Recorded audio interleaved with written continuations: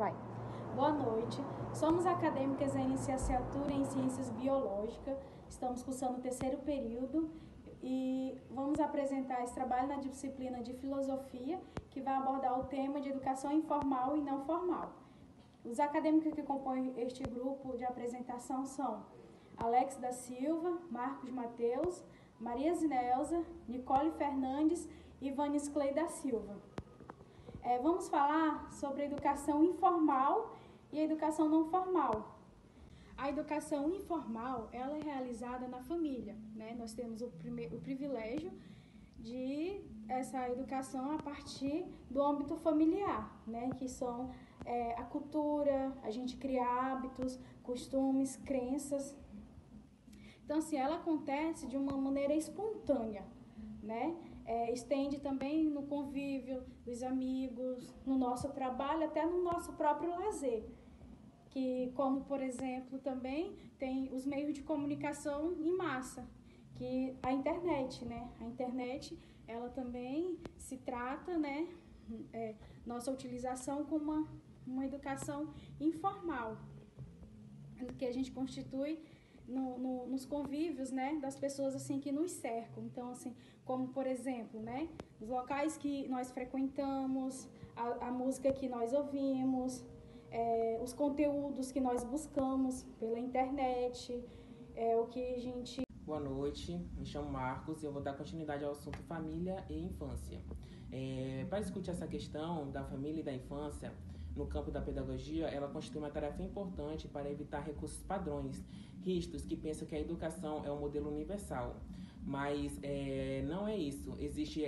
Não existe uma criança em si, não existe uma família em si, mas sim um fenômeno cultural, um fenômeno não biológico.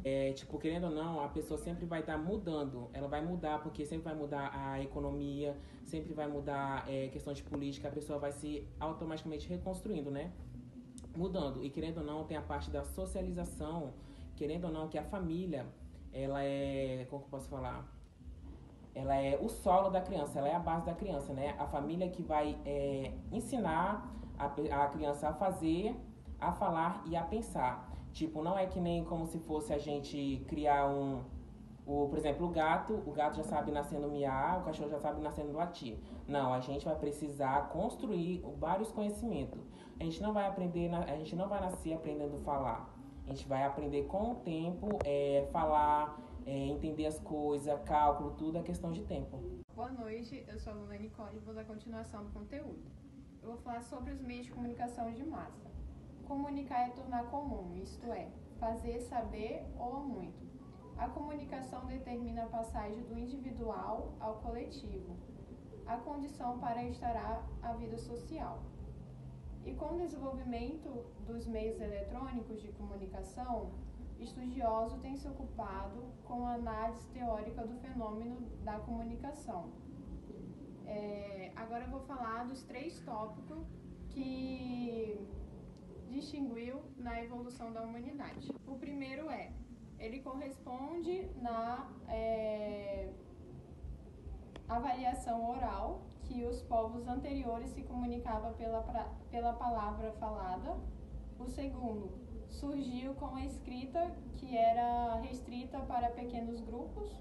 E a terceira fase, que era chamada de terceira fase, ou galáxia de Marconi, que era representada pelas infovias do tipo de internet, que atingiu um campo intenso, não imaginado por Marconi. Boa noite, pessoal. Me chamo Alex e estou no curso de licenciatura em Ciências Biológicas do Campus IFRE de Guajará-Mirim. Bom, pessoal, vou dar continuidade aqui, já que meus amigos já falaram, meus colegas já falaram, agora eu vou dar continuidade, tá? Vou falar um pouco sobre conceitos históricos de família e da infância, né? A infância, a família, quer dizer, de antigamente, era composta de pais, mães e filhos, né? Historicamente, sujeita a mudanças, dependendo da sociedade em que vive.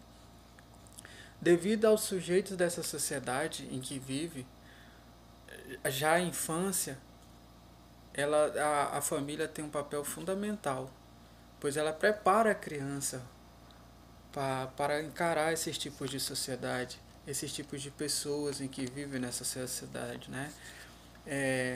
Mas nem toda família é constituída desse jeito, dessa forma, né?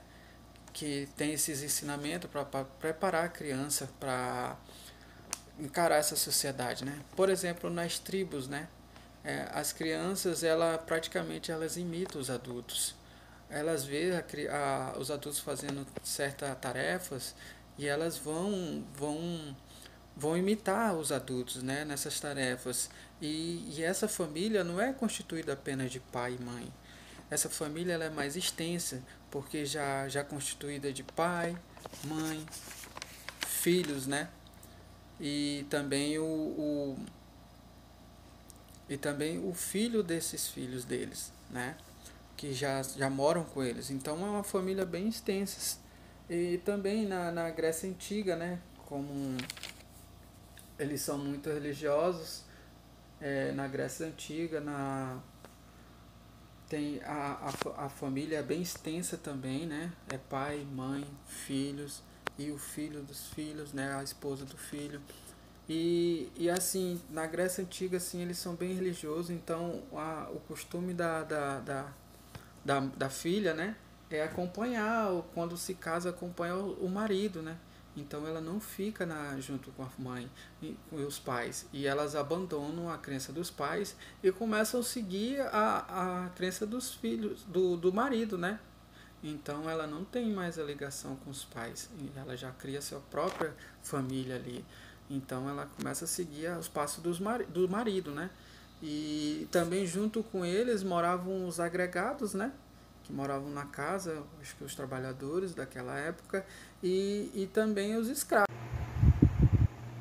Muito boa noite, pessoal. Eu venho aqui fazer os agradecimentos, né, da apresentação do nosso seminário do grupo, né, que é do capítulo 6, né, Educação Informal e Não Informal. Eu venho aqui mais para fazer um agradecimento mesmo, e dizer que o grupo teve um empenho surreal, né? Foi top demais. Assim, eles fizeram o máximo possível aí para que vocês entendam, né? O nosso conteúdo. E é sobre isso, mais um agradecimento mesmo.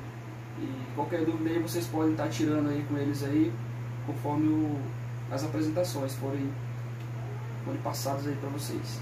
Valeu, boa noite.